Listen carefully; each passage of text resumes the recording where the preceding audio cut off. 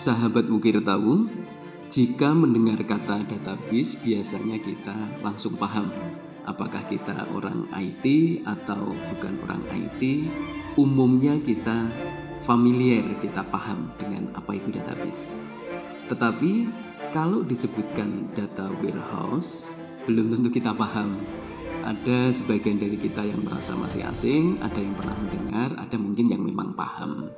Yang sudah pernah mendengar mungkin juga memiliki pengertian yang barangkali tidak tepat.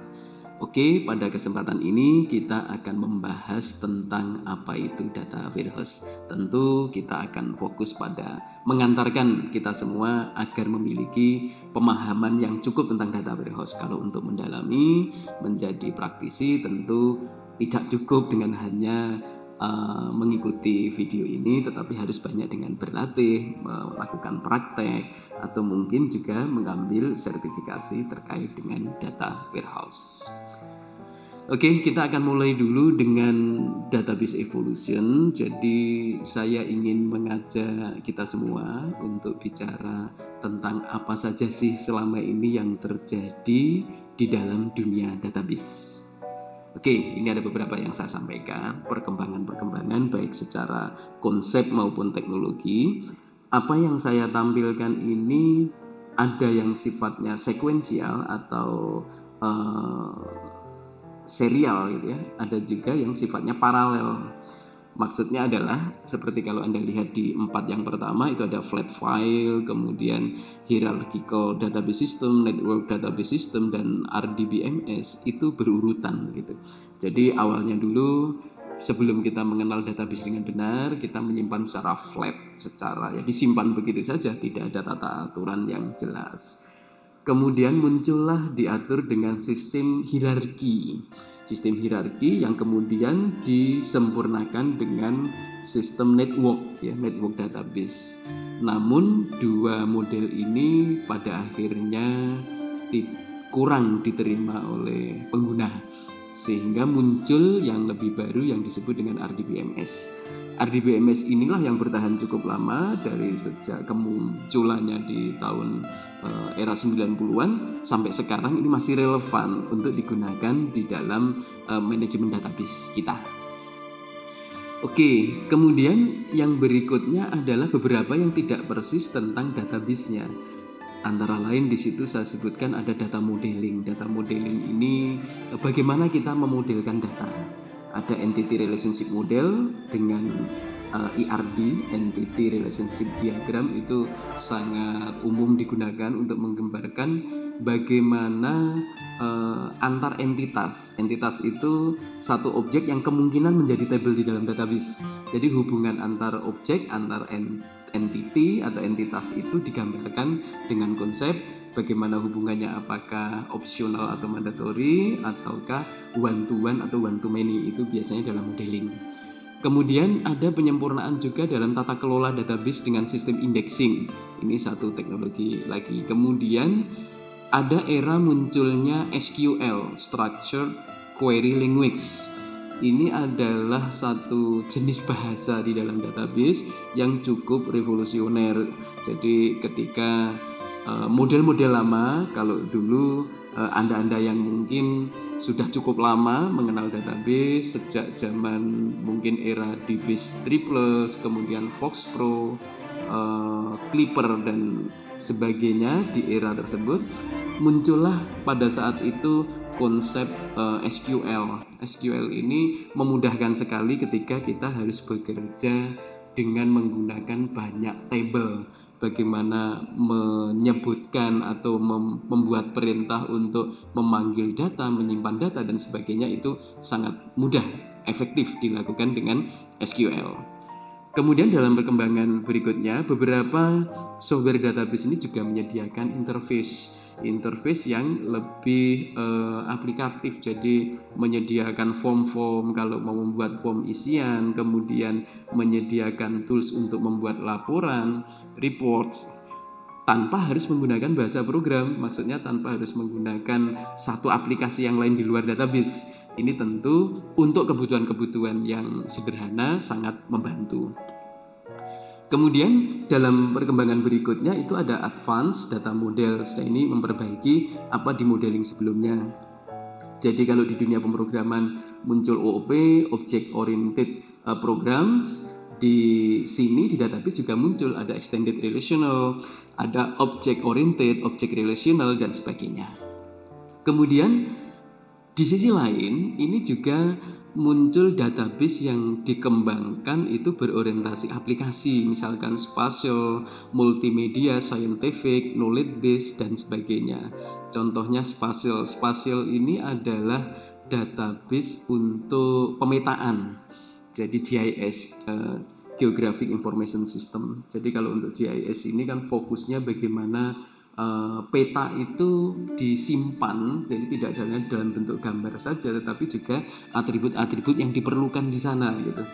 Dalam konteks ini maka database yang didesain tentu berbeda dengan database biasa. Di situ ada koordinat, lokasi. Jadi biasanya ini integrasi dengan GPS juga. Jadi bagaimana menyimpan satu luasan area di dalam sebuah kurva tertutup gitu, sehingga di situ bisa ditambahkan atribut-atribut untuk menjelaskan.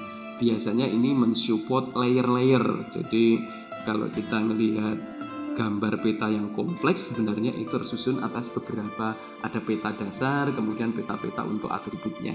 Ketika dijadikan dalam satu layer-layer itu, maka itu akan sangat informatif. Itu kalau spasial. Multimedia beda lagi. Multimedia ini sesuai dengan namanya, seiring dengan perkembangan multimedia, maka database-nya didesain agar bisa merangkum berbagai media, baik itu audio, baik itu video, rekaman CCTV misalnya gitu, dan sebagainya itu bisa direkam dan digunakan. Tentu query yang dibangun untuk database multimedia berbeda dengan database biasa. Kalau database biasa misalkan kita mencari mahasiswa yang berasal dari Balikpapan, misalnya mencari mahasiswa yang berasal dari sekolah menengah kejuruan misalnya, itu mudah dilakukan dengan database biasa. Tetapi kalau multimedia beda, misalnya ini terkait biasanya dengan kebutuhan keamanan misalnya. Kita lagi mencari dari rekaman CCTV di satu pusat perbelanjaan misalnya, tolong dicari pria atau wanita gitu yang berkunjung dari jam sekian sampai jam sekian dan rambutnya pirang misalnya. Yang seperti itu tentu tidak bisa diselesaikan dengan database biasa, itu database multimedia. Oke, kemudian scientific, knowledge base, dan sebagainya. Kemudian seiring dengan perkembangan di HTML, di dunia web, itu muncul XML, Extended Markup Language, maka database pun juga demikian. Dia juga ada database yang basisnya adalah untuk XML. Kemudian ada OLTP dan OLAP. Ini OLTP ini online transaction process. Kalau OLAP itu online analytical process. Ini dua hal ini nanti akan kita bahas juga karena ini bagian dari pembahasan data warehouse. Kemudian ada data warehouse dan data mining. Jadi ini benar-benar yang saya sampaikan ini tidak semuanya sekuensial atau berurutan. Data warehouse sendiri sebenarnya sudah tua, sudah lama. Dari tahun 90 sudah ada teori-teori konsep dan teknologi data warehouse sudah dikembangkan. Tetapi mengapa data warehouse tidak sepopuler database? Karena data warehouse ini hanya efektif jika datanya besar. Data yang besar cukup kompleks dan perlu diolah sedemikian rupa untuk membantu dalam proses pengambilan keputusan, diperlukan data warehouse. Kalau database-nya tidak besar, ya tidak banyak untungnya data warehouse dibangun. Dan data warehouse punya kemampuan untuk menyatukan berbagai sumber, jadi database-nya tidak selalu seragam, database yang sudah ada di perusahaan disusun secara rapi, bisa juga dia mengambil beberapa sumber lain untuk melengkapi, itu bisa. Ada data mining, ada business intelligence, ada NoSQL. Jadi kalau muncul SQL, kemudian muncul lagi ketika banyak hal-hal yang mulai tidak mampu diselesaikan dengan baik dengan SQL, mulai muncul konsep NoSQL. Kemudian big data. Big data barangkali yang cukup baru. Big data ini adalah konsep ketika data itu mulai susah diatur data itu berkembang sedemikian rupa sehingga sangat besar, sangat cepat, sangat tersebar di mana-mana, sehingga perlu pendekatan dan cara khusus agar pengguna bisa memanfaatkan data tersebut. Itu yang dimaksud dengan big data. Oke, tentu kita pada kesempatan ini tidak akan membahas semuanya. Ini saya sampaikan untuk merefresh ini loh yang terjadi di dunia database selama ini. Baik, kita lanjutkan dengan apa itu data warehouse. Kita mulai dengan definisinya dulu. Jadi apa sih data warehouse itu? Data warehouse itu adalah sebuah pusat penyimpanan dari data yang terintegrasi dan berasal dari berbagai sumber. Jadi tidak hanya dari satu sumber saja, berbagai sumber dikumpulkan di satu tempat. Oke, kemudian ini lebih teknis. Data warehouse itu adalah kumpulan dari, pertama ya dia terintegrasi ya. Kemudian subject oriented, nanti kita bahas secara khusus subject oriented itu maksudnya apa.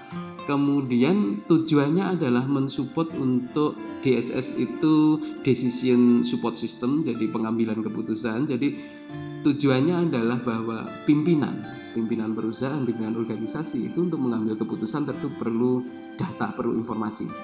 Nah, data informasi ini tentu perlu diolah sedemikian rupa, tidak cukup dia melihat data yang sedemikian banyak sekali, tentu tidak efektif kalau dia harus melihat detail data. Dia perlu data-data yang sudah disusun sedemikian rupa dan itu mendukung dalam pengambilan keputusan.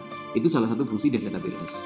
Kemudian masing-masing data itu non-volatile. Non-volatile itu tidak gampang berubah dan relevan untuk saat tertentu. Kemudian data warehouse ini memang dimaksudkan untuk dipertimbangkan sebagai komponen utama dalam business intelligence ya. Kemudian ini yang disimpan di dalam data warehouse selain data sekarang juga data-data historical yang disimpan dalam satu tempat dan dimaksudkan untuk membuat laporan yang bersifat analitis. Itu kurang lebih seperti itu. Jadi data warehouse itu intinya data-data itu disaring, dikumpulkan di satu tempat, bukan lagi data transaksi. Dan mengapa dikumpulkan, untuk apa? Itu untuk memudahkan manajemen dalam pengambilan keputusan. Jadi lebih lanjut data warehouse nanti bisa diwujudkan di dalam untuk disajikan dalam bentuk informasi yang lebih mudah dibaca oleh pimpinan. Ini beberapa karakteristik dari data warehouse. Jadi sebagian sudah kita sebut. Jadi secara umum kalau data warehouse itu punya sifat-sifat seperti ini. Yang pertama subject oriented. Subject oriented itu maksudnya data warehouse itu akan fokusnya itu bukan pada data detail, tapi misalkan marketing, HRD, finansial. Jadi subjek oriented gitu. Produksi itu satu subjek. Jadi fokusnya ke arah sana. Apa yang mau dilihat? Fokus ini tentu dikaitkan dengan apa kebutuhan pucuk pimpinan nanti dalam memutuskan sesuatu berdasarkan data. Tentu subjek oriented. Apa yang mau dilihat? Misalkan terkait dengan revenue atau pendapatan, kemudian biaya atau cost, kemudian apalagi produksi dan lain-lain, marketing, hal-hal yang terkait dengan bisnisnya. Subjek-subjek itu menjadi fokus dalam data warehouse. Integrated itu maksudnya terintegrasi. Kemudian time variant atau time series, waktunya jelas, ini berseri gitu maksudnya. Jadi data ini adalah data misalnya bulan apa, tahun berapa, itu jelas. Jadi atau mungkin minggu berapa atau hari apa, itu jelas. Jadi data itu mesti dipahami sesuai dengan waktu tertentu ya. Jadi secara historical juga akan kelihatan. Jadi tidak selalu data yang terakhir. Data terakhir itu tidak bisa juga untuk ngambil keputusan begitu saja, karena data itu pasti berasal dari historicalnya, bagaimana perkembangannya.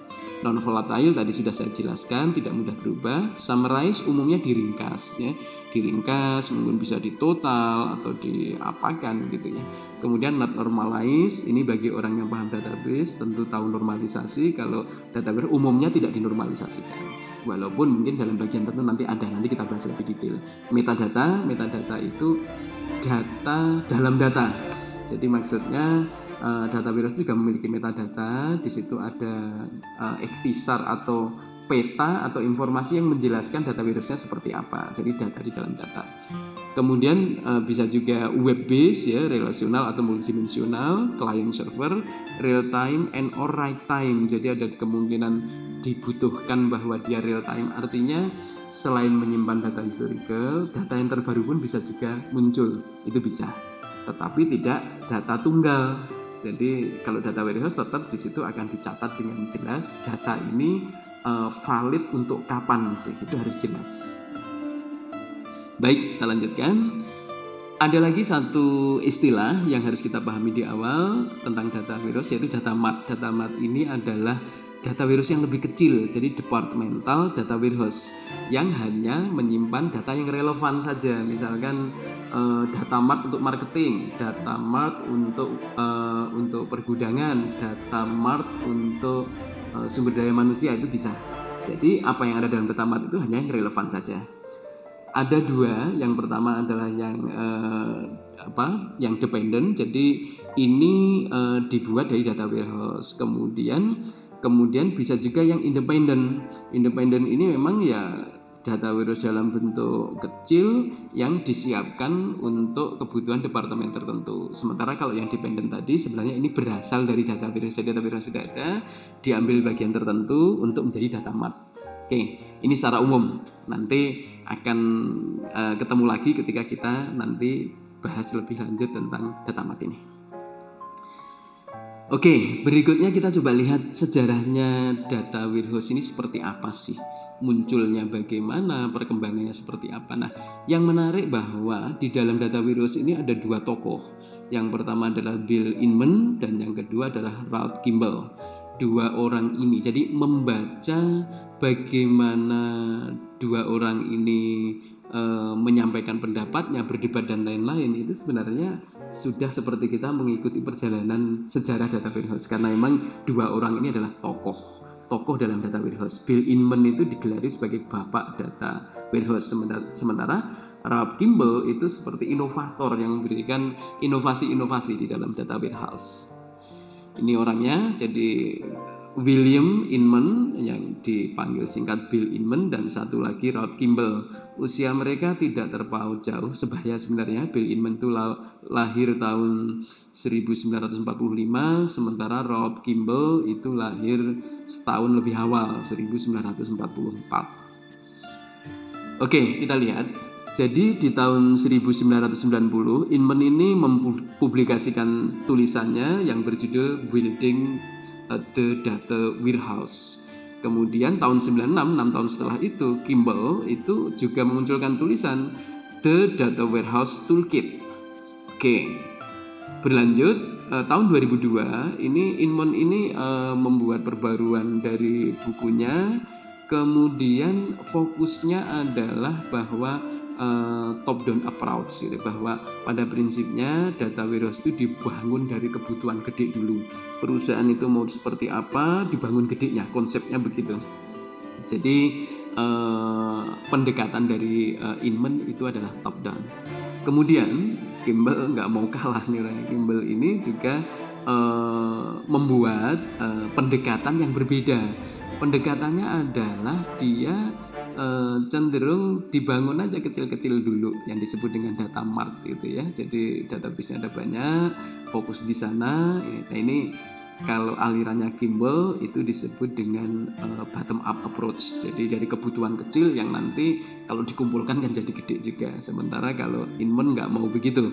Inman itu maunya adalah kebutuhan itu harus didesain dari awal dalam skop gedenya seperti apa. Jadi secara enterprise begitu. Karena itulah kalau alirannya Inman, jadi ini sudah seperti mazhab gitu. Jadi kalau orang data warehouse ada mazhabnya Inman, ada mazhabnya Kimball. Tapi ada juga perusahaan yang pada akhirnya mengambil tengah-tengah, ada sebagian yang mengikuti Inman, sebagian mengikuti Kimball. Oke. Ini kalau bicara definisi, jadi Inman ini dianggap yang paling awal dan praktisi yang sangat berpengaruh. Ini secara formal mendefinisikan dalam 4 hal bahwa data warehouse itu harus subject oriented ya. Subject oriented itu artinya dia dia harus fokus pada sebuah subjek. dibandingkan operasional. Jadi jangan ngomong operasionalnya, tapi fokusnya subjek. Apa sih? Misalkan ya ada produk, ada customers, ada supplier, ada sales, revenue dan lain-lain. Yang kedua time varian. Time varian ini jadi harus jelas data warehouse itu bisa apakah mau harian, mau per jam atau periode yang lain, misalkan mingguan gitu ya. Jadi data-data historis ini dijaga, jelas keterangan waktunya. Kemudian non volatile. Non volatile ini artinya kalau sekali dimasukkan data warehouse ya nggak bisa berubah lagi. Nah, tapi kan ada keterangan waktunya tadi. Kalau ada yang baru lagi ya muncul lagi, ada keterangan waktunya lagi. Oke, mengapa itu? Ya jelas dengan begitu data itu bisa dianalisis. Kalau data itu diganti terus sesuai dengan yang baru ya kita mau menganalisis apa, adanya data terakhir gitu. Kemudian ya harus terintegrasi. Jadi data warehouse itu terintegrasi dari berbagai sumber data. Ini kalau Inman ini orangnya memang terstruktur, enterprise begitu. Oke, nah Kimball ini dia agak nakal ya. Jadi dia membuat definisi itu sangat ringkas ya. Jadi succinct definition itu artinya definisi yang ringkas sekali gitu. Jadi bagi Kimball itu dia ngomong gini bahwa ya data warehouse itu adalah salinan dari data transaksi yang terstruktur atau diatur secara khusus untuk query dan analisis. Simple. Jadi kalau yang ditanya adalah Kimball, data warehouse itu apa? Bagi Kimball ya data warehouse itu salinan dari data transaksi yang diatur sedemikian rupa untuk query dan analis. Yaitu kalau dari Kimball. Kemudian ini Kimball teruskan lagi nih tahun 97 dia ngomong begini. Data warehouse sebetulnya nggak lebih dari gabungan dari beberapa data mart. Data mart tadi mudah-mudahan kawan-kawan masih ingat, data mart tadi adalah data warehouse dalam bentuk kecil yang nempel di masing-masing suborganisasi gitu. Jadi kalau bagi Kimball ini tahun 97 dia bilang begini ya, data warehouse itu sebenarnya nggak lebih dari gabungan dari banyak data mart yang ada di perusahaan itu. Jadi Kimball ini pendekatannya bottom up, rapikan dulu data warehouse kecil di masing-masing unit, nanti kalau dikumpulkan kan jadi data warehouse gede untuk company. Ngapain susah kalau bagi Kimball seperti itu.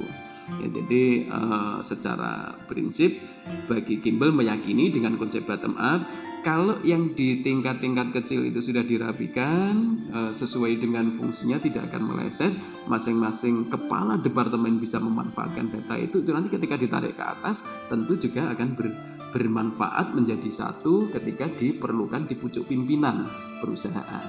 Itu kalau Kimball. Nah, 98 setahun setelah itu Inman ya marah, bukan marah ini, jadi marah secara argumen begitu. Jadi Inman berkata begini gitu ya, Anda itu bisa aja menangkap semua ikan kecil di laut kemudian dikumpulkan menjadi satu begitu, tapi tetap saja mereka itu tidak bisa menjadi paus. Itu tajam sekali kata-kata Inman. Jadi kata Inman, tangkap aja itu ikan kecil-kecil kemudian kumpulkan jadi satu tuh, tetap saja mereka tidak bisa menjadi paus gitu kan.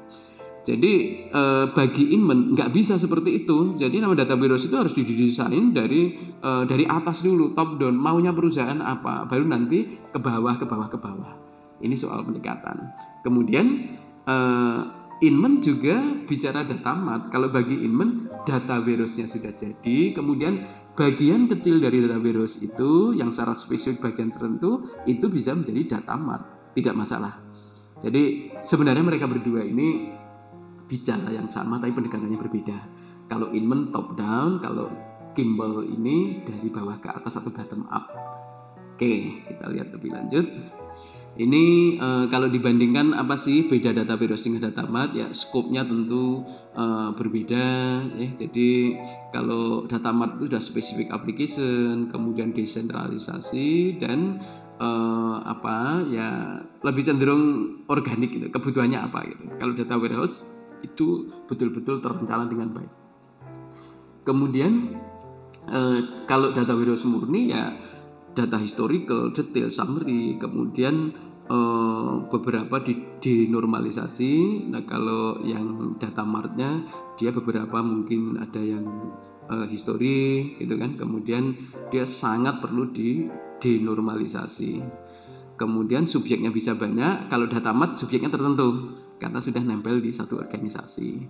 Kemudian sumber datanya, kalau data warehouse ini dari banyak sumber, kalau data mart hanya di tempat itu sendiri. Kemudian yang lainnya, data warehouse mungkin lebih fleksibel, data oriented, long life, dan single complex structure. Sementara kalau data mart itu restriktif, kemudian project oriented, short life karena bisa saja ada perubahan di departemen itu, kemudian multiple simple structure that may form a complex structure.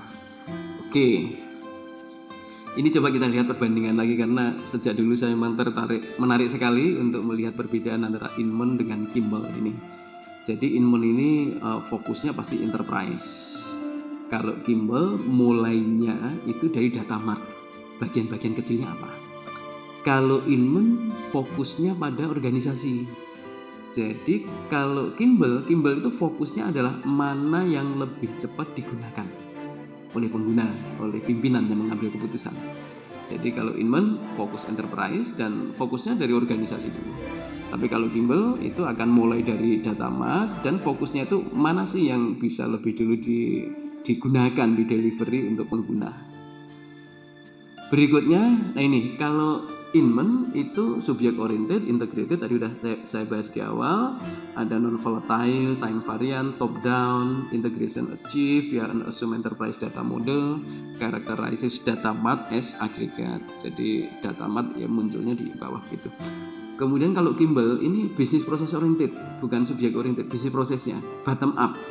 Kemudian ya stresnya dimensional model, bukan entity relationship.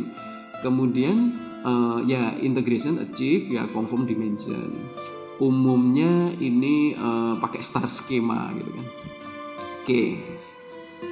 Kemudian kita coba lihat dari metodologi dan arsitekturnya. Kalau Inman ini dia top down ya, tadi udah kita bahas. Kalau Kimball bottom up, mempengaruhi di arsitekturnya. Jadi arsitektur structure-nya ini enterprise wide, kemudian ini akan menggunakan data-data dari departemen. Jadi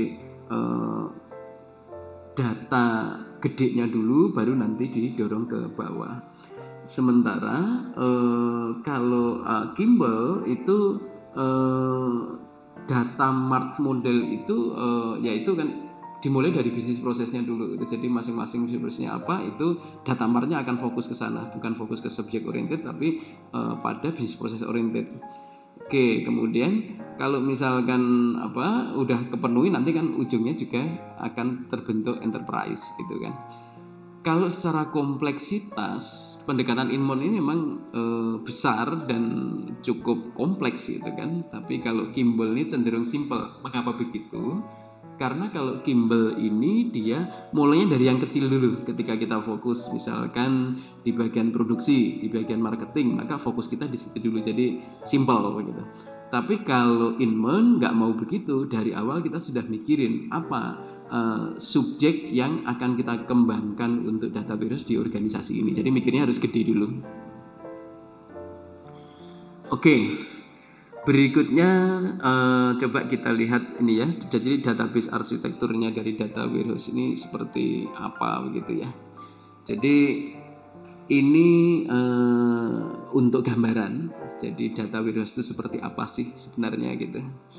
Jadi sebelah kiri yang warna hijau ini adalah sumber data. Sumber data yang ada, aplikasi-aplikasi yang ada, bisa ERP, aplikasi-aplikasi legacy, POS, point of sales, dan lain-lain.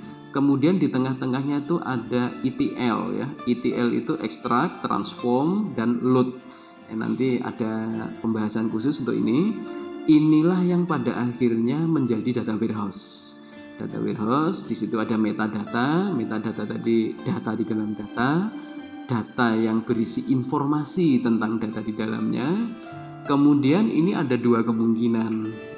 Kalau ini mau diturunkan ke data mart, maka itu. Jadi ada data mart misalkan marketing, engineering, finance, dan data mart lainnya.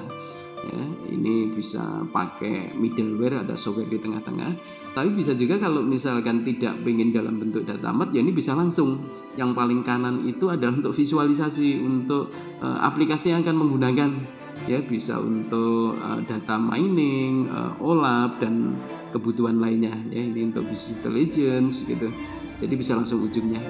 Jadi ini kalau pengen tahu data warehouse seperti apa, database yang kita kenal itu ada di sebelah kiri yang warna hijau. ERP pasti punya database, ya. Aplikasi-aplikasi umum atau aplikasi legacy gitu itu pasti punya database. POS juga punya database. Ini yang dengan proses yang disebut dengan ETL itu akan lari ke data warehouse. Dari data warehouse inilah nanti bisa untuk dilakukan ke pemanfaatan mau seperti apa nanti gitu. Oke, apa yang perlu kita perhatikan ketika kita memilih arsitektur dari data warehouse? Jadi ya kita harus paham yang pertama ini ya DBMS-nya nanti apa yang digunakan atau yang digunakan apa untuk ini, untuk data warehouse ini.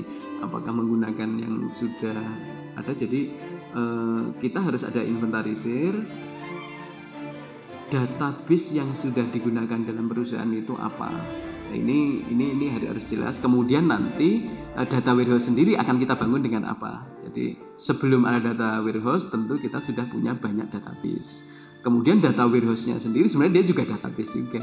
Nah ini akan kita gunakan apa. Kemudian akan gimana prosesnya, akan paralel proses atau partitioning. Kemudian akan menggunakan data migration tool untuk ke data warehouse-nya atau bagaimana untuk ETL-nya nanti. Kemudian untuk retrieval dan analisisnya pakai apa? Jadi pertama DBMS-nya, kemudian prosesnya itu akan paralel atau partitioning, kemudian akan perlu data untuk migration ya, data untuk migrasinya, kemudian tools nanti apa yang akan digunakan bagi user untuk melakukan retrieval dan analysis. Ini dalam model web-based ya. Jadi dalam model web-based secara prinsip sama. Jadi ada data warehouse, ada application server. Ini ada web server di tengah-tengah.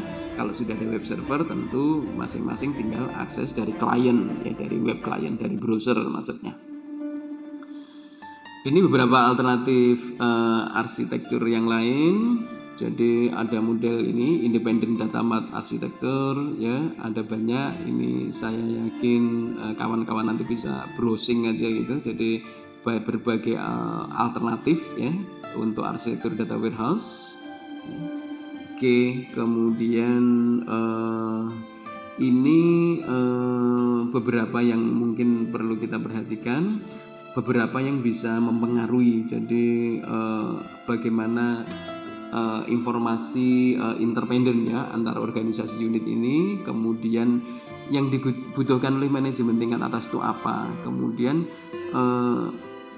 apa sih yang membuat ini kok perlu untuk bangun data warehouse, urgensinya apa sebenarnya gitu kan, kemudian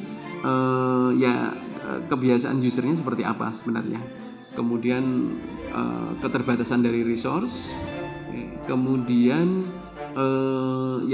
ada ini strategic view, jadi gambaran strategis dari data warehouse itu sebelum untuk diimplementasikan, jadi sudah ada gambaran seperti apa. Kemudian tentu perlu compatibility, ada identifikasi kesesuaian dengan existing system yang ada. Tentu kalau sistem yang kita bangun untuk data warehouse berbeda sekali dengan existing, maka effort kita akan besar sekali dalam memanfaatkan data-data resource yang ada. Oke, kemudian tentu harus melihat kekuatan dari IT staff-nya, technical issue, dan mungkin kalau ada social atau political factors. Ini dari Teradata ini ya, jadi ini contoh enterprise data warehouse, memang jadi kelihatan kompleks gitu ya. Jadi tapi secara prinsip kalau kita lihat sebenarnya mudah dijelaskan. Jadi yang paling atas itu adalah transaksi yang terjadi. Jadi user yang melakukan kegiatan operasional di perusahaan itu akan menghasilkan data. Hasilnya adalah data transaksi. Data transaksi ini akan dilakukan transformasi, kemudian ini akan nyemplung ke yang gambar gede warna orange itu adalah data warehouse-nya, enterprise data warehouse. Dari sini bisa nanti diturunkan dalam bentuk data mart. Kemudian di bawah ini adalah pengguna data warehouse. Bedakan antara yang paling atas dengan bawah. Yang paling atas itu adalah user aplikasi yang melakukan transaksi tiap hari, yang menerima pembayaran, yang melakukan penjualan dan lain-lain, apapun transaksinya gitu. Jadi kalau di kampus misalkan pembayaran mahasiswa, kemudian transaksi yang lain, transaksi akademik, mahasiswa ngurus KRS dan lain-lain, itu di tingkat transaksional. Dari tingkat transaksional ini akan menghasilkan data transaksi. Data transaksi ini yang ditransformasi ke bentuk data warehouse. Data warehouse inilah yang akhirnya akan digunakan oleh decision user, orang-orang atau pimpinan yang akan mengambil keputusan berdasarkan informasi yang ada di data warehouse. Dengan demikian, maka data yang dibaca oleh pimpinan ini akan lebih bersifat data strategis, ya, data-data yang sudah dibuat sedemikian rupa, ditata sedemikian rupa, tidak lagi membaca data operasional yang detail. Oke. Berikutnya, kalau bicara data warehouse maka tidak lengkap kalau kita tidak membahas apa sih itu extract, transform, dan load, ya, jadi ETL. ETL ini sangat umum dibicarakan ketika kita sedang membahas data warehouse. Oke, apa sih ETL itu? Jadi secara prinsip bahwa data itu akan bergerak dari sumber ke target database. Fokusnya apa? Fokusnya untuk menyiapkan data itu untuk laporan atau untuk analisis. Jadi data-data yang bersifat transaksional itu kadang-kala data mentah saja gitu. Data yang rapi sih ya datanya, tapi data itu memang tidak disiapkan untuk analisis. Data itu adalah data untuk menyimpan transaksi. Sifatnya seperti itu, agar transaksi terkontrol. ETL itu singkatan dari tadi extract, kemudian transform, dan load, ya. Extract ini bagaimana mendapatkan data dari sumber, ya. Jadi konsep dari extract itu bagaimana kita seefisien mungkin mengambil data dari sumber. Kemudian kalau transform ini sesuai dengan kebutuhannya mungkin bisa dilakukan kalkulasi, bisa datanya dibersihkan, dipetakan sebelum menjadi data di data warehouse. Jadi kalau ekstrak tadi bagaimana cara paling efisien mengambil dari data sumber, kalau transform ini bagaimana data itu akhirnya nanti perlu dilakukan apa, di treatment apa, bisa dikalkulasikan, bisa dibersihkan dan lain-lain. Nah, kalau load ini ketika kita mengambil data itu ke target storage, mau disimpan di mana ke data warehouse-nya. Jadi ETL ini satu rangkaian kegiatan. Jadi extract, kemudian transform, dan load. Gambarannya seperti ini. Jadi extract ini kita berasal dari berbagai aplikasi, misalkan CRM, Customer Relationship Management, ERP, Enterprise Resource Planning, kemudian LOB. Nah, ini tertransform. Transform itu ya ada prosesnya, ada petanya, ada rutenya gitu kan. Kemudian di-load ke dalam data warehouse. Jadi ETL ini adalah bagaimana kita seefisien mungkin mengambil data dari sumber, kemudian melakukan treatment terhadap data, bisa dilakukan kalkulasi, bisa dilakukan pembersihan dan lain-lain.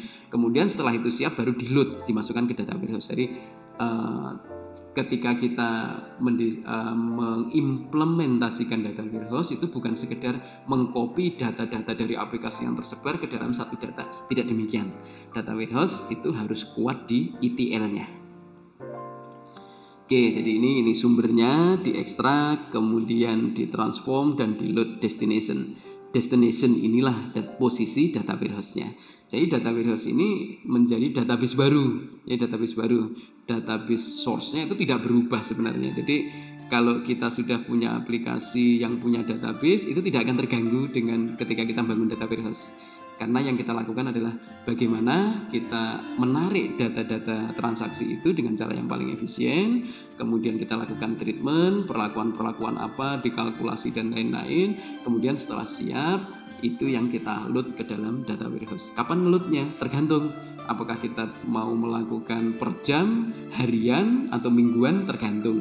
Tapi nanti di dalam data warehouse itu ada atribut yang jelas. Data itu per kapan, sehingga bisa dilakukan analisis. Kalau data itu hanya valid tapi tidak ada keterangan waktunya, maka itu sebenarnya tidak informatif, tidak bisa digunakan untuk pengambilan keputusan. Oke, kemudian ada istilah value addition. Value addition ini bagaimana data itu lebih bernilai. Jadi value addition itu bukan berarti kita menambah angka dari data sumber, bukan demikian. Jadi kita membuat data itu lebih bernilai. Jadi misalnya kita menghilangkan kesalahan dan membetulkan data kalau itu terjadi. Kemudian kita melakukan dokumentasi terhadap data-data, kemudian kita melakukan capture dari flow transaksi data seperti apa, kemudian melakukan penyesuaian data dari sumber-sumber yang berbagai sumber yang digunakan bersama-sama. Kemudian datanya ini dibuat secara khusus supaya mudah digunakan untuk analisis. Kemudian ini juga harus mempermudah untuk nanti OLAP ya. Jadi untuk analytical data processingnya harus siap. Ada istilah di dalam data warehouse dan juga database itu dirty data. Ini data kotor, sampah sebenarnya ya.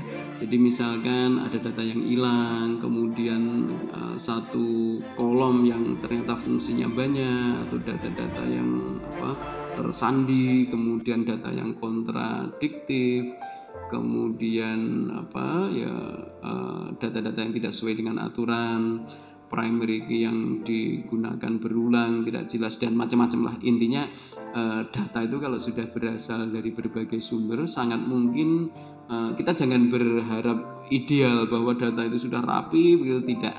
Nah ini yang perlu dilakukan identifikasi, dilakukan cleansing terhadap data-data yang kotor. Ini data cleaning ya, istilah data cleaning itu kita bisa melakukan parsing atau combining, jadi bisa memecah maupun menggabungkan data, bisa membetulkan, kemudian membuat standarisasi, melakukan matching, dan juga konsolidasi. Ini data cleaning. Jadi kalau kita ngomong ETL tadi, membaca, menarik atau ekstrak ya, bagaimana seefisien mungkin mengambil data dari sumbernya, melakukan treatment, kemudian deload. Di dalamnya itu tidak sederhana, banyak sekali yang dilakukan. Karena itulah ETL itu sesuatu yang memang kompleks, dan core-nya atau kunci keberhasilan dari data warehouse itu adalah seberapa berkualitas ETL yang dibangun. Ada juga istilah data staging, ini penyiapan sebelum masuk ke dalam data warehouse. Jadi ini beberapa hal yang perlu dilakukan. Jadi antara ekstraksi data dengan step berikutnya itu perlu ada namanya data staging. Kemudian ini kan sumbernya bisa macam-macam ya. Ini bisa ada sumbernya yang flat file. Jadi kita memproses itu berbagai cara, dengan FTP ya, atau native interface yang memang sudah terhubung antara data warehouse dengan sumbernya, sudah ada jalurnya, atau flat file yang perlu diakses secara khusus sesuai dengan perlakuannya, atau lewat FTP dan lain-lain. Kemudian data di dalam staging ini yang nanti akan ditransform dan dimasukkan ke dalam warehouse, data warehouse ya. Jadi maksudnya adalah ketika kita melakukan tadi ETL, ekstrak, kemudian transform, hasil transformnya itu akan disimpan di sebuah tempat yang disebut dengan data staging.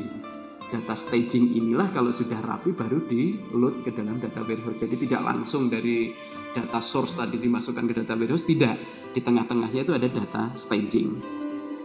Jadi kalau data staging ini keperluannya penampung sementara sebelum lari ke data warehouse. Tentu saja tidak ada user yang mengakses ke staging. Oke, kemudian operasional data store bisa jadi digunakan untuk data staging. Ini kira-kira, jadi sebelah kiri ini adalah aplikasi yang jalan di perusahaan. Aplikasi-aplikasi yang umum, apa saja, aplikasi keuangan, aplikasi HRD, aplikasi produksi, marketing, itu semuanya akan menghasilkan database. Dari database ini dengan ekstrak ya, dengan ETL-nya kita masukkan ke staging area ya, ini data stagingnya di situ. Dari data staging inilah yang sudah rapi sesuai dengan aturan akan masuk ke data warehouse.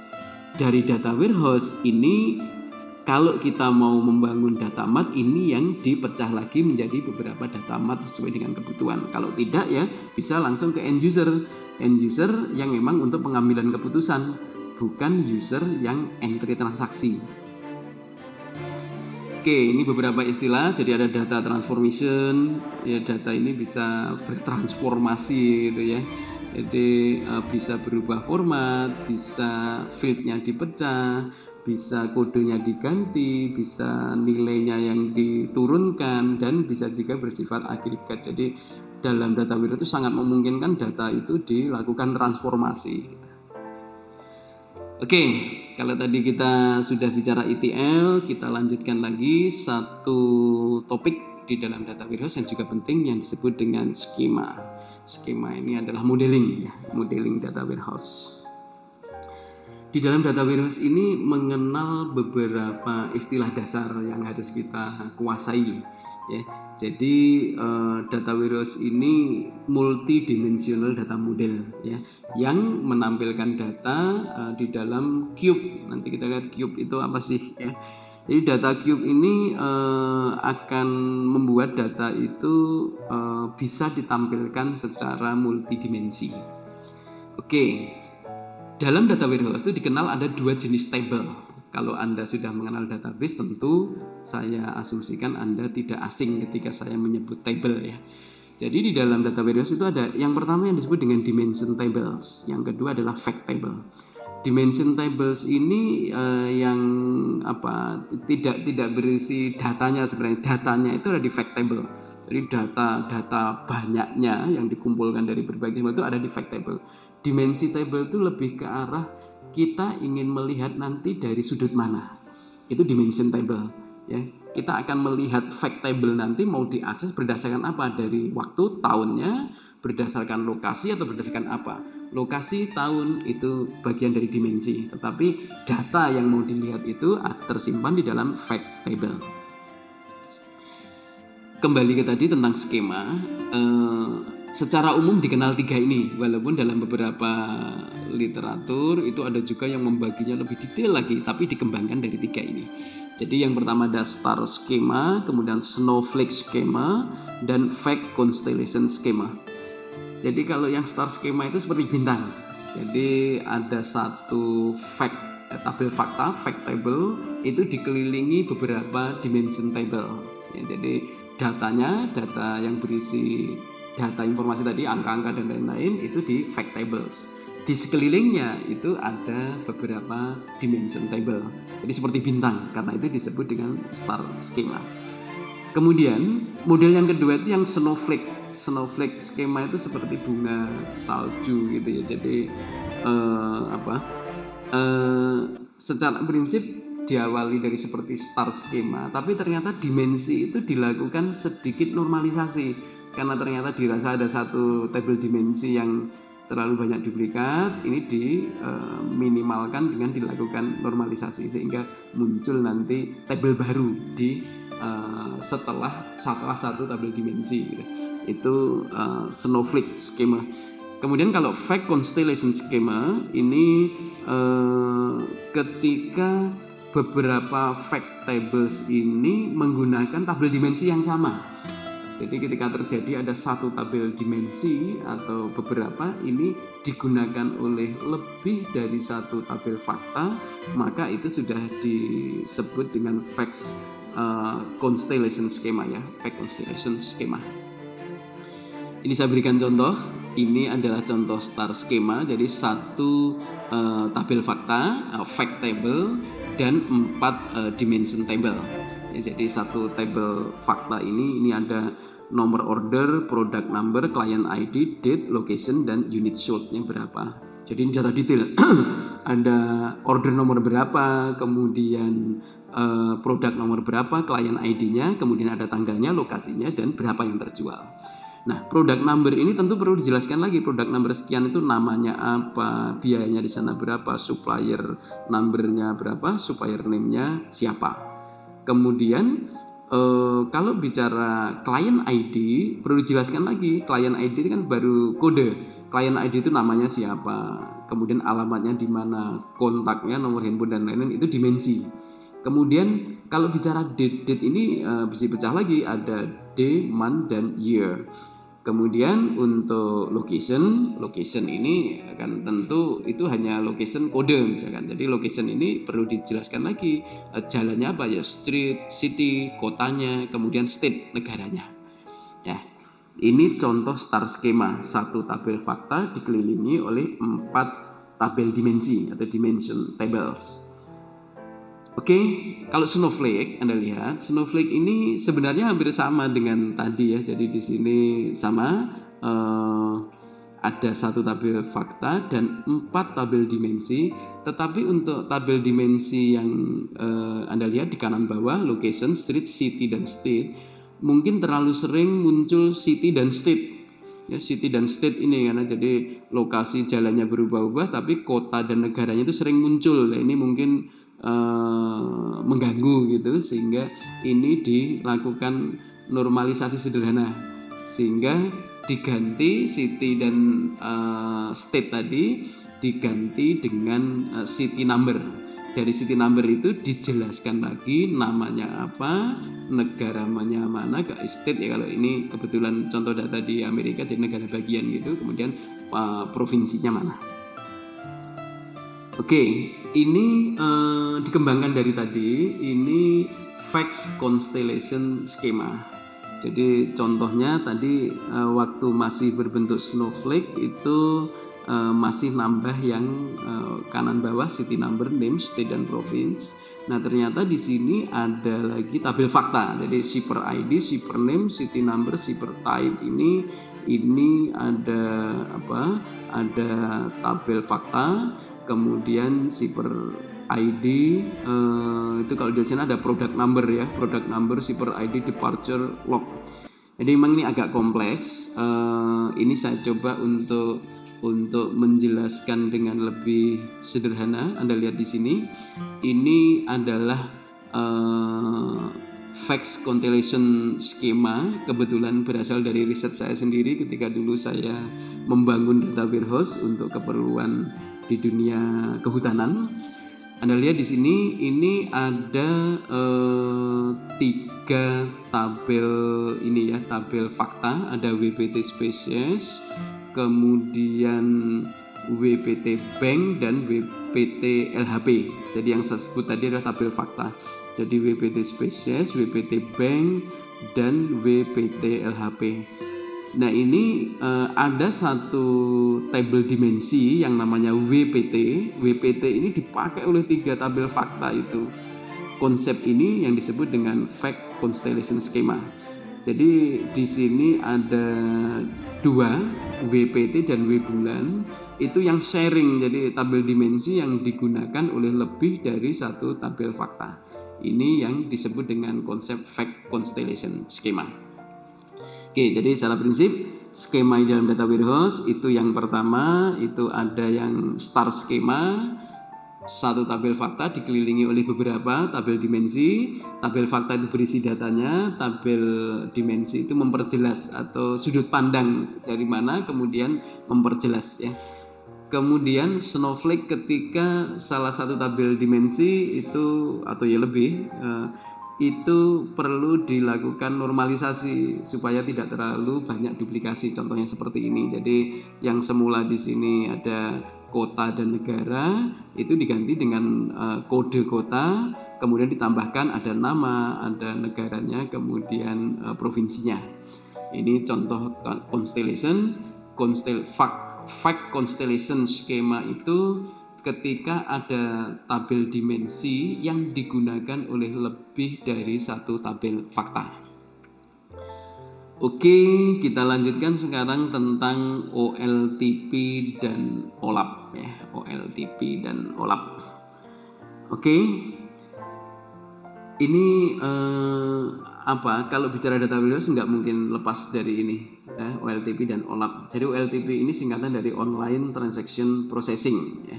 Sementara kalau OLAP itu adalah Online Analytical Processing. Jadi kalau LTP itu ya support transaction oriented application in a three-tier architecture. Jadi sebenarnya ya bisa di three-tier bisa tidak, tapi secara prinsip OLTP itu adalah untuk mendukung transaksi.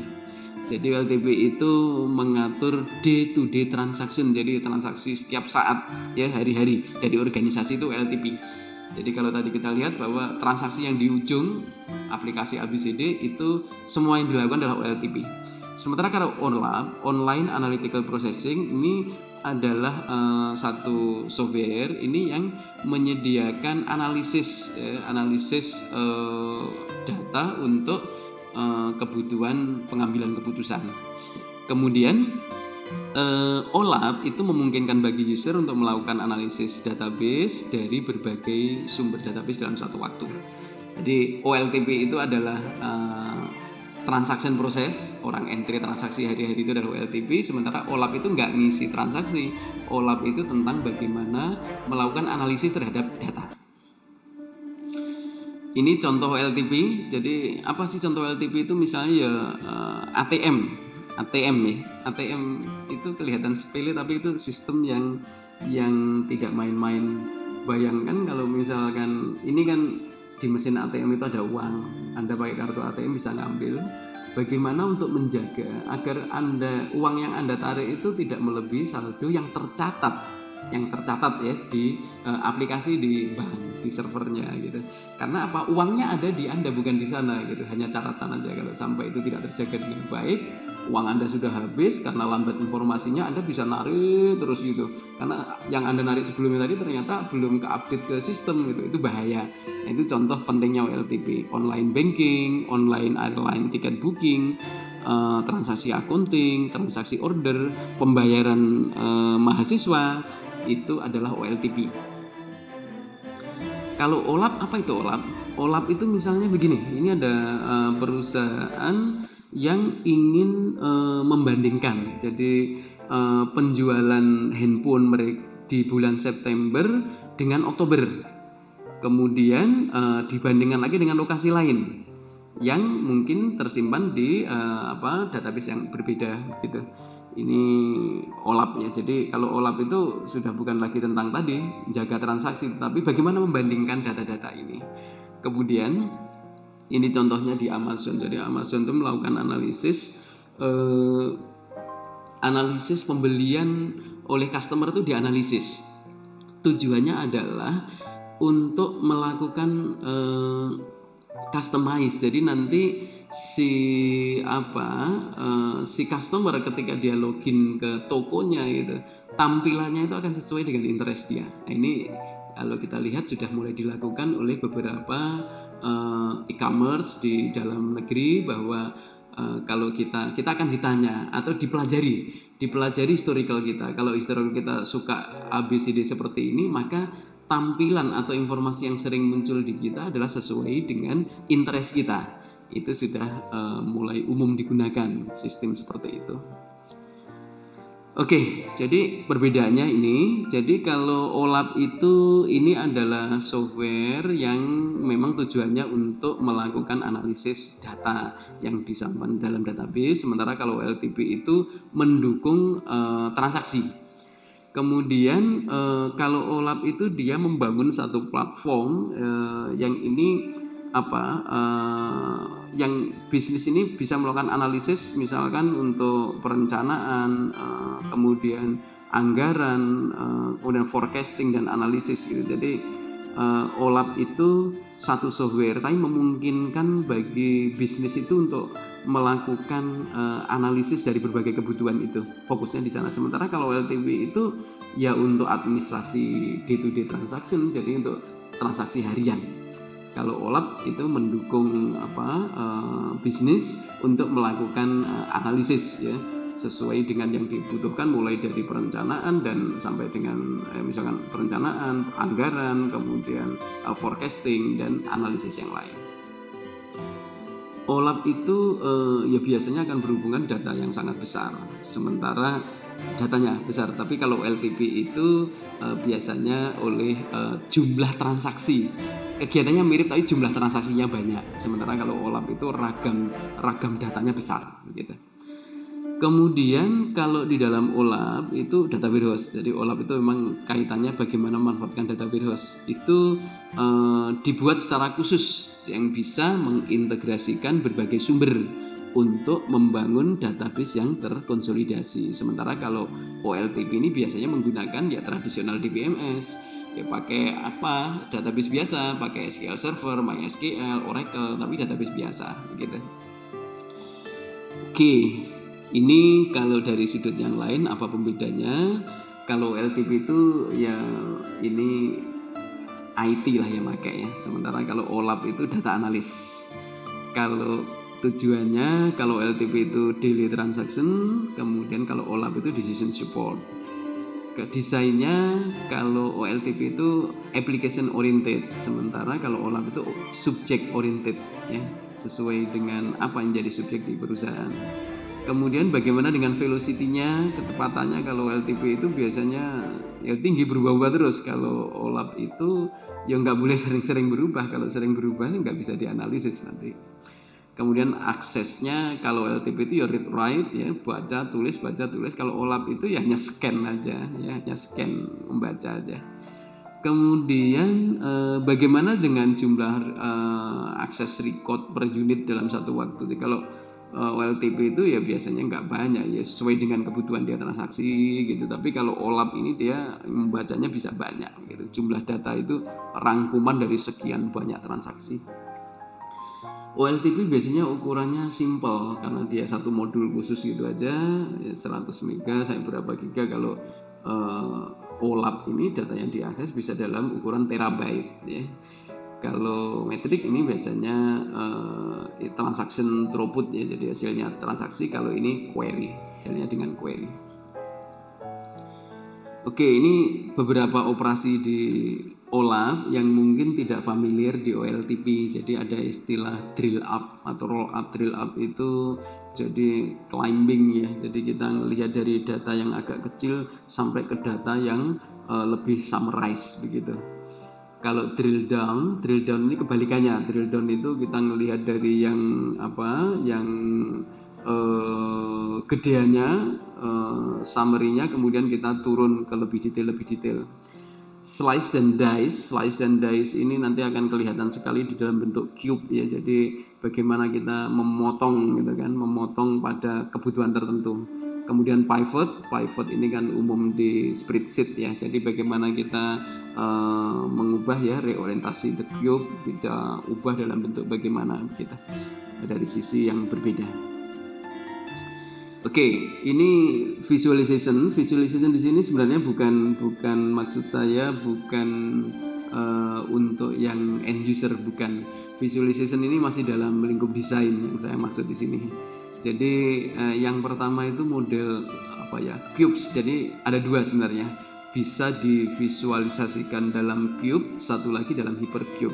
Ini contohnya saya gunakan dulu ketika saya melakukan riset menulis tentang data warehouse ini untuk dunia kehutanan. Jadi dari cube ini akan terlihat ini ada 3 dimensi. Jadi pertama dari data itu dilihat dari spesiesnya. Ada Acacia mangium, Acacia crassicarpa, kemudian Eucalyptus pelita, Gemellina arborea. Kemudian di bawah kita bisa lihat dari sisi bulan, kemudian ada tahun. Nah ini kalau slice tadi misalkan kita melihat itu yang warnanya berbeda, berarti kita itu semua data Eucalyptus pelita dari 5 bulan dan 4 tahun. Tahun-tahunnya disebutkan di situ. Jadi data seperti ini. Oke, ini kalau diwujudkan dalam bentuk hypercube, bentuknya jadi seperti ini. Jadi data produksi kayu itu bisa dilihat dari tahun, bulan, kemudian spesiesnya. Ini contoh hypercubes. Kalau yang ini dalam bentuk cubes ya. Ini hypercubes.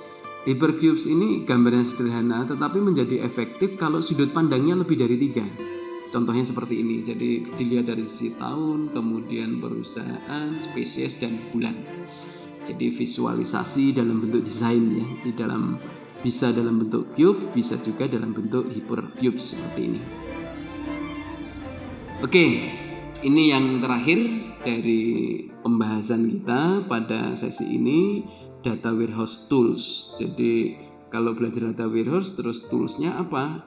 Kok tidak pernah mendengar gitu. Jadi sebenarnya tools data warehouse itu banyak sekali, hanya saja memang karena sebagaimana saya sampaikan di awal tadi bahwa data warehouse itu hanya akan efektif ketika memang organisasi atau perusahaan itu menangani data yang besar dan kompleks, sehingga perlu data warehouse. Kalau tidak besar dan tidak kompleks, si pengambil keputusan melihat OLTP-nya aja mungkin sudah bisa menyimpulkan karena tidak banyak, dengan tool yang sederhana bisa. Karena itulah barangkali data warehouse itu kalah populer dibanding dengan database dan toolsnya pun juga menjadi kurang populer. Oke, jadi data warehousing tools ini adalah software yang digunakan untuk berbagai operasi terhadap data yang besar. Kemudian data warehouse ini bisa digunakan untuk mengumpulkan, membaca, menulis, dan melakukan migrasi data yang besar dari berbagai sumber. Kenapa ada menulisnya di sini? Menulisnya bukan menulis ke OLTP, tapi kan data yang dibaca dari sumber data transaksi itu kan perlu dituliskan mulai dari ke staging area dan ke data warehouse-nya. Kemudian data warehouse tools ini juga juga mampu melakukan berbagai operasi database, data store dan data warehouse, seperti misalnya mengurutkan ya, sorting, filtering ya, melakukan filter, kemudian merging, aggregation dan sebagainya. Oke, kalau kita mau memilih tools maka beberapa yang perlu dipertimbangkan ya, fungsionalitasnya seperti apa, kemudian performance dan kecepatannya, kemudian scalability-nya dan usability, ini jelas ya, scalability dan usability, kemudian keamanannya, kemudian integration-nya seperti apa, data type yang bisa disupport apa saja, sistem backup dan recovery-nya seperti apa, kemudian software-nya gimana, apakah cloud based atau on premise. Jadi cloud based artinya di cloud, atau ya on premise memang di install untuk kita gitu. Oke, berikutnya adalah beberapa tools, sebenarnya banyak sekali. Lebih dari ini saya tampilkan ada berapa ini, sekitar 24 ya. 24 tools yang menyediakan bisa membantu kita untuk mengelola data warehouse ya. Ada yang memang khusus di situ saja, ada yang bagian dari software mereka yang besar. Kalau kita lihat umumnya para pengembang besar, para perusahaan-perusahaan pemain besar di bidang software itu rata-rata punya. Jadi seperti SAP, Oracle, Microsoft gitu, itu punya, IBM itu punya. Nah, di luar itu mungkin Anda nama-namanya masih asing gitu ya. Tapi kalau saya sebut Oracle, SQL Server, IBM, SAP mungkin terbiasa. Tetapi kalau yang lainnya ini memang khusus, seperti Pentaho. Pentaho itu dari Hitachi ya. Pentaho ini bagus sekali ya. Bagus, ada versi free-nya nampaknya ya, ada juga yang berbayar. Yang lain-lain juga SaaS. SaaS ini juga ada Teradata, kemudian dan lain-lain. Ini bisa Anda cari. Saya tidak hafal mana yang open source, mana yang freeware ya, dan mana yang memang dia software-software yang license gitu. Tapi secara prinsip bahwa kalau memang tertarik untuk belajar atau menerapkan data warehouse, Anda bisa memilih beberapa software ini. Bagaimana kalau tidak, misalkan tidak menggunakan software, apakah memungkinkan? Bisa saja, walaupun tentu akan melelahkan gitu. Jadi saya pernah mendesain data warehouse dengan hanya memanfaatkan MySQL. Jadi ETL-nya, bagaimana proses mengambil data jadi ekstraknya ya, kemudian transform dan lain-lain, itu saya bangun dengan di MySQL. Jadi kita buat prosedur-prosedur untuk melakukan proses tersebut itu ya, menjadi lelah karena kita akan banyak membuat skripnya. Kalau dengan software-software ini lebih banyak pada konsep dan mendefinisikan kebutuhan. Oke, kita sudah cukup berbicara banyak tentang data warehouse, dan sekali lagi ini adalah pengantar data warehouse. Tentu Anda tidak tiba-tiba saja menjadi paham dan ahli data warehouse hanya dengan menonton ini. Masih banyak yang harus dilakukan kalau memang tertarik data warehouse. Tapi setidaknya kami harapkan setelah menonton video ini menjadi punya pemahaman baru. Jadi karena sesuai dengan judulnya, ini adalah pengantar data warehouse, maka Anda punya bayangan data warehouse itu apa. Oke, sampai di sini diskusi kita untuk data warehouse. Sampai jumpa.